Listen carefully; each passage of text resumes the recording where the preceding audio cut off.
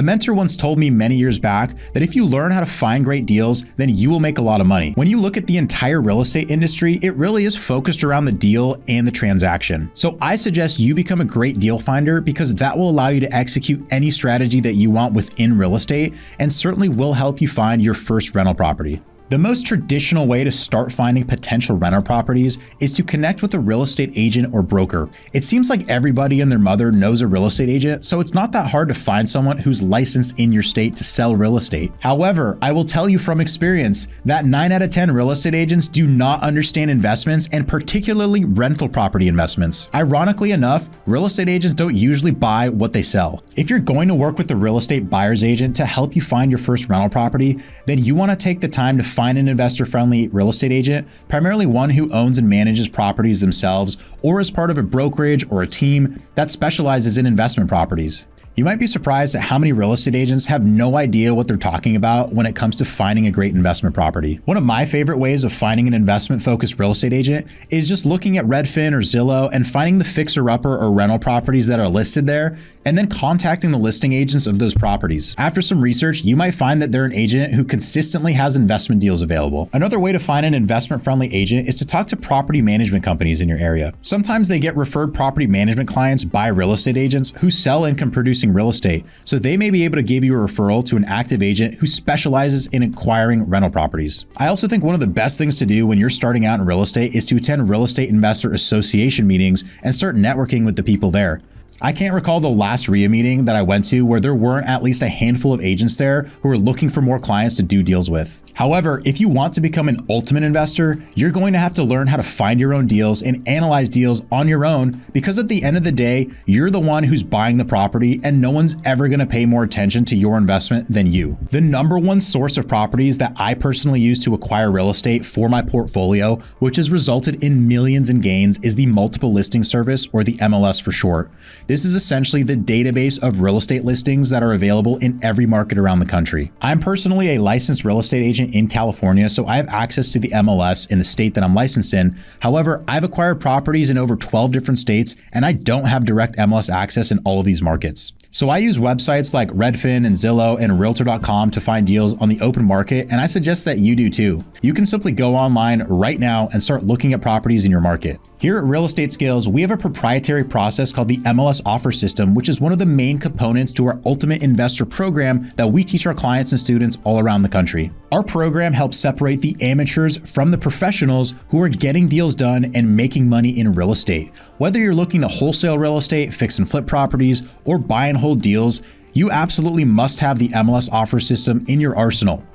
Otherwise, you're missing out on the best opportunities in your market that are right underneath your nose. If you're interested in learning more about joining our program to help you become an acquisitions expert and join an amazing community of investors and real estate entrepreneurs around the nation, then just go to realestateskills.com/webinar to learn more. So the truth is that most residential properties can make a great investment if you buy it at the right price and with the right terms. The key is knowing your numbers because the financials tell a story about every property. So let's talk a bit about how to analyze a rental property to determine if it's a great investment and what price makes sense to buy it for. One of the easiest ways to quickly filter out deals is by using the RV ratio, or the rent to value ratio. This is the ratio of the monthly rent of a property compared to the sales price. If you can find properties that produce a monthly rent equal to 1% of the purchase price, then it's a good initial sign that you're looking at a good deal. In the real estate investing world, this is called the 1% rule. However, if you're in a very desirable market like San Diego or Nashville, Tennessee, then it's going to be unrealistic to find 1% deals just sitting on the market without doing a major rehab or waiting a few years for the rents to increase. Deals in these markets trade for about 0.5%, which usually means they don't produce much cash flow. You want to find deals that have at least an RV ratio of 0.75,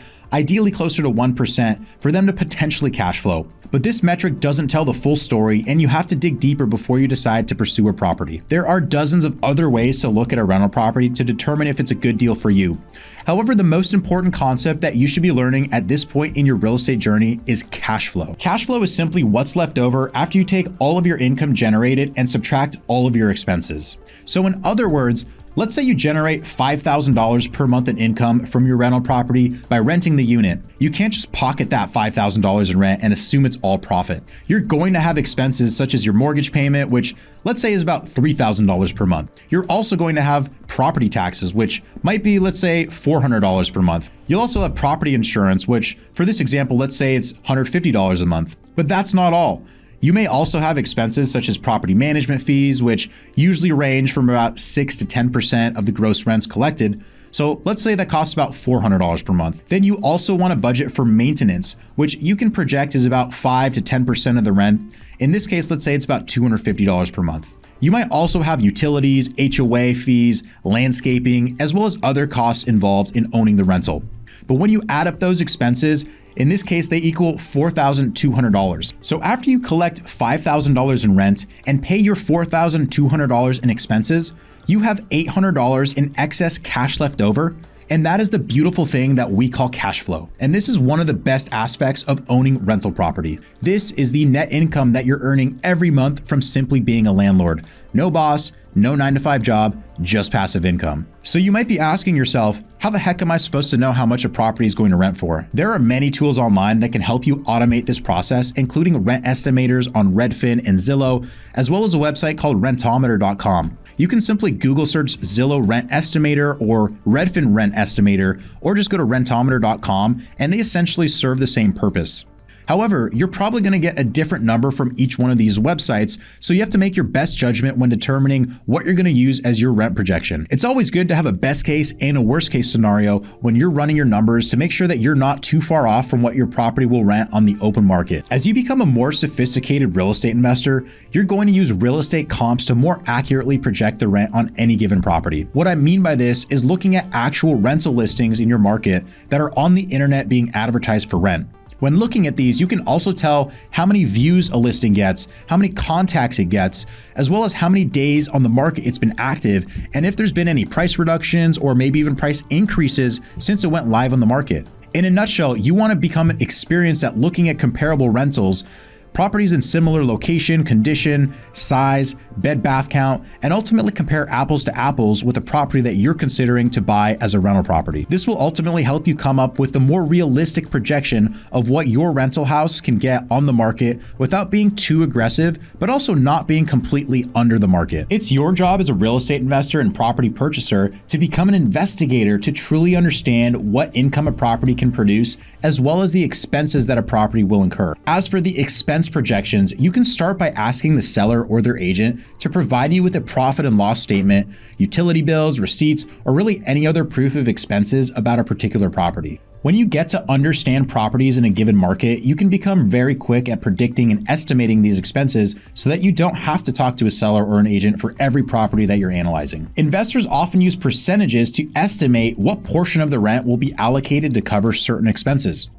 For example, I'll usually estimate about 8% of the gross rent is going to be allocated for property management. 5 to 8% will also go to vacancy, assuming the property is going to be vacant at some point during the year. And trust me, it will. I'll also allocate anywhere from 5 to 10% for maintenance and capital expenditure items, depending on how old the property is and how much deferred maintenance I can identify. I'll also do some research to figure out the exact property tax amount as well as the mortgage payment amount.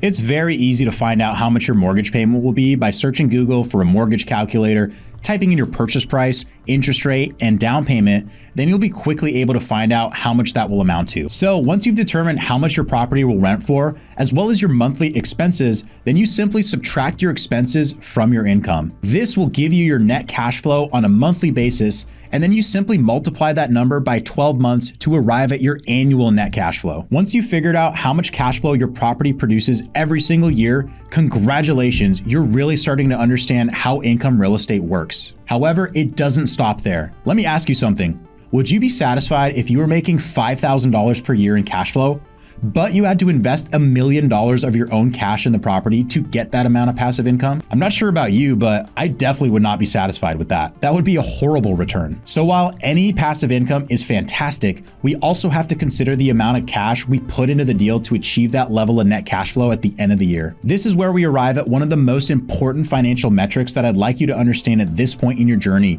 This is called cash on cash return. While there are many other ways to analyze a rental property, this is one of the most important metrics that that you should use to determine how much cash flow you're producing in relation to your total investment in the deal. Cash on cash return is calculated by taking the total amount of net cash flow your property is projected to produce at the end of the year, then dividing it by your total cash invested in the deal. The formula for cash on cash return is total annual cash flow divided by total cash invested. This equals your cash on cash return, which is expressed as a percentage. This formula is worth writing down. Take the time to practice this exercise on many properties. Doing this math in real estate and learning how to analyze a real estate deal is one of the most important and valuable skills in real estate investing. I have literally done this over 1,000 times on over 1,000 properties in my career, so it comes naturally to me at this point. The more you do it, the more confident you will become. I want to take a moment to talk about cap rate and the importance of cap rate in commercial real estate. Commercial real estate is all about producing net operating income. Net operating income, or NOI, is simply the total revenue on a property minus the total operating expenses. So I won't go into all the details here, but NOI is different from cash flow because it doesn't factor in mortgage payments or capital expenditures. The capitalization rate, or cap rate, is the percentage of a property's value that comes from its net operating income. For example, if a property produces $10,000 in NOI and the asking price is $200,000, then the property would be considered to have a 5 cap rate. You simply take the NOI and divide it by the market value or purchase price of a property to arrive at the cap rate. If properties are trading in your market at a 5 cap rate, then for every dollar of NOI increase, that equates to $20 in increased market value of your property. So in commercial real estate, the game is all about acquiring streams of NOI, then increasing that NOI. And the only ways to increase your NOI is to increase your income and decrease your expenses. This can result in massive gains in value for real estate investors. For example, I have a rental property that has been rented to the same tenant for 4 years at around $8,000 per month. We haven't actually raised the rents in years since they're a great tenant and they've been taking care of the home very well. Now the tenant is not renewing again next year, so I'm currently advertising and leasing the home for $11,500 per month. Fortunately, I have multiple parties who are applying at this very moment, so I know with confidence that I'll be able to get this rent. The property isn't going to cost more in operating expenses to run, so this increase of $3,500 per month goes straight to the bottom line and increases my NOI by $42,000 per year. I know that properties in this area sell for a 5 cap rate, so I can now predict how much more this property is worth based on how much more net operating income it produces. So by increasing the net operating income by $42,000 per year, I can divide that number by 5% to come up with the value of $840,000 of increased value. So literally by turning over the unit and raising the rents by $3,500 per month, I've created over $800,000 of property value within the span of a few weeks. This is the power of investing in income properties, and this is the model most commercial real estate investors use to create big gains in value and grow their net worth. However, for the most part, single-family properties are not usually valued based on cap rates. So cash on cash return is a more appropriate metric for you to focus on when you're buying your first rental property investment. I suggest use a rental property calculator as you're evaluating deals and adjust the variables to really massage the numbers and make the deal work and figure out what price makes the most sense for the deal. You can adjust variables such as your down payment amount, the interest rate, as well as the reserve amounts, the different percentages allocated for various expenses to understand the different possible scenarios with the particular investment. A mentor once told me, the only thing true about a pro forma projection is that it's going to be wrong. At the end of the day, it's up to you to determine what an adequate cash-on-cash return will be for your first rental property investment. This is what I mean when I say you need to understand what a good deal is to you. Some investors may be satisfied with a 5% cash-on-cash return. However, other investors may only be satisfied with a 10% cash-on-cash return. Of course, you want to have a higher cash-on-cash return because that means you're making more money in cash flow from the same amount of capital invested.